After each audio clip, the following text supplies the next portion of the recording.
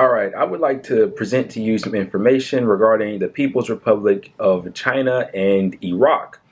I found this to be very interesting, especially considering the state of affairs that we're currently experiencing, and hopefully you will find it interesting also. So this is from shafaq.com, and it details the following. China launches its 1,000 schools project in Iraq. So let's get into what this has to say. Shafaq News on Saturday, a groundbreaking ceremony was held on the first educational project between Iraq and China. The Iraqi Prime Minister Mustafa al-Kadhimi attended the ceremony.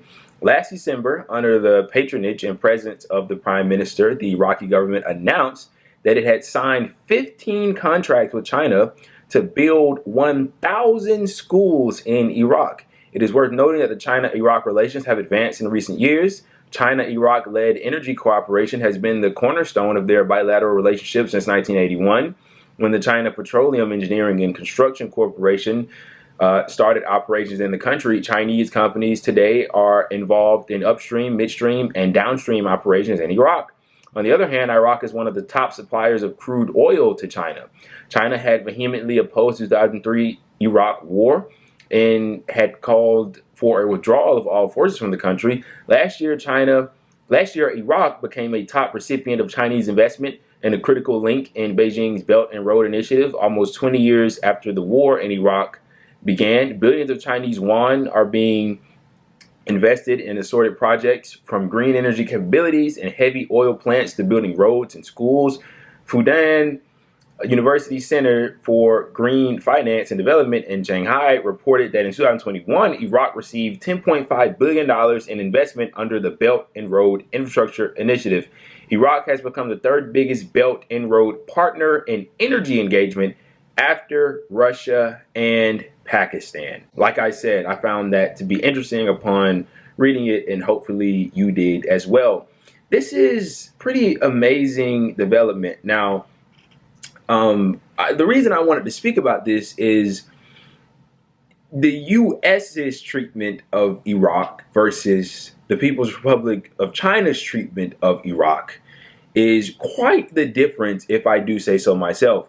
So, of course, we're all aware that the United States illegally invaded Iraq and basically tore the country apart, bombed it to hell, destabilized the region completely. And of course, just like many other U.S. military explorations, the quote-unquote insurgency or the enemy that they said that we needed to defeat in Iraq is, of course, stronger today than they were when the United States invaded.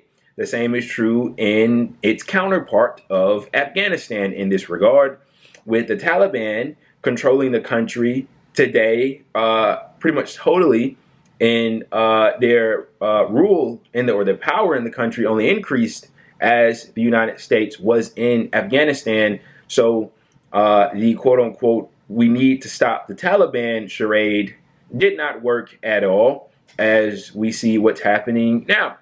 And it's just a very stark display of behavior from two different powers. You have the United States, which is an empire in decline and has been declining for some time and will continue to decline. And then you have the other power, which isn't equal to the United States yet, but they are on the ascendancy.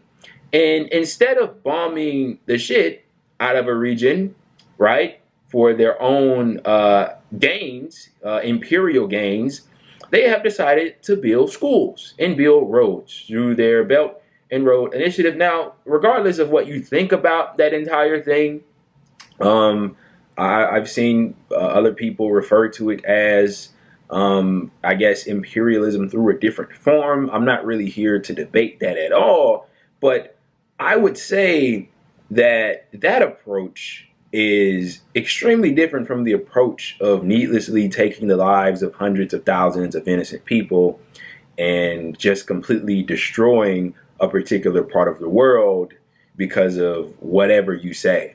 But this is the People's Republic of China.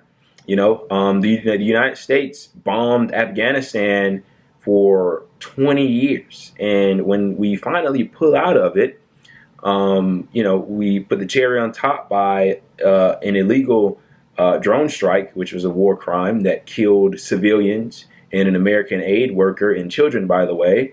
And not only that, but we froze all of their assets and destabilized their central bank.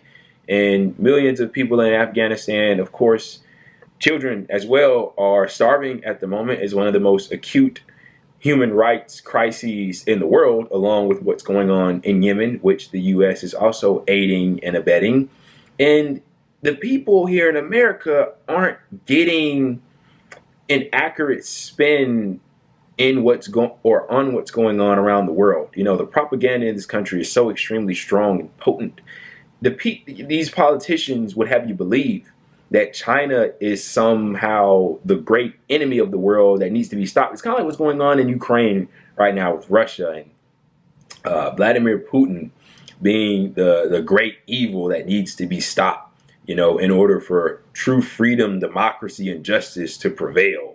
No other opinion is tolerated, or fact, for that matter, is tolerated in regards to that issue. And the same holds true for China. They're trying to reenact a new Cold War against the People's Republic of China, completely disregarding what they've done in China, pulling the millions of people out of poverty, the central planning that they have going on, and of course this Belt and Road Initiative, which has been entirely successful for them.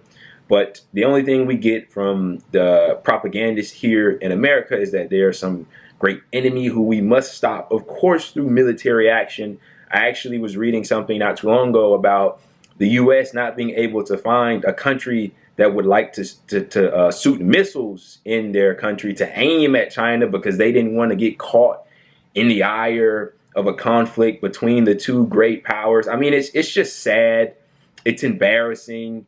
And these are the differences between two great powers, one that which is in a decline, and the other that which is rising, and many economists project will overtake the power that is in decline within the next decade. But I thought this was a pretty interesting development, and I'm sure more of it is definitely to come.